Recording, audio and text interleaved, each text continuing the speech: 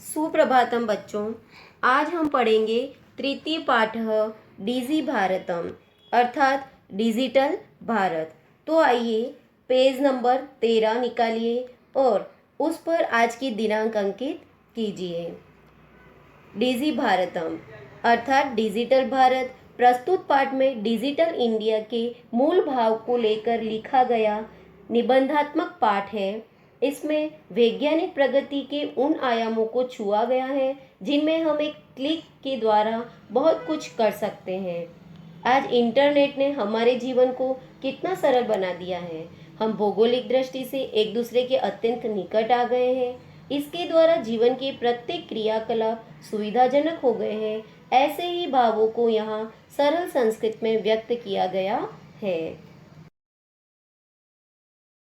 तो अब देखिए, अद्य संपूर्ण विश्वे डिजिटल इंडिया इत्यस्य चर्चा श्रूयते।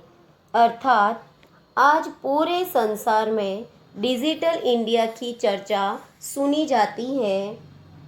अस्य पदस्य कः भावः इति मनसि जिज्ञासा उत्पद्यते।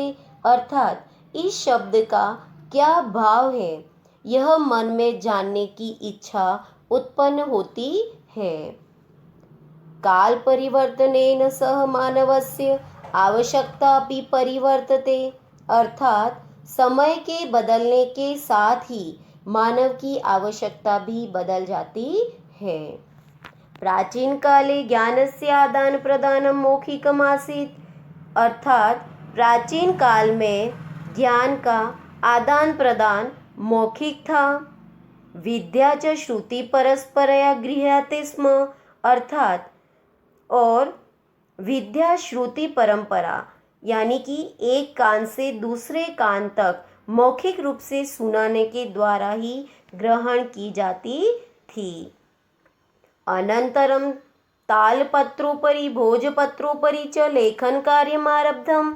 अर्थात बाद में तालपत्रों के ऊपर और भोजपत्रों के ऊपर लेखन कार्य आरंभ हुआ।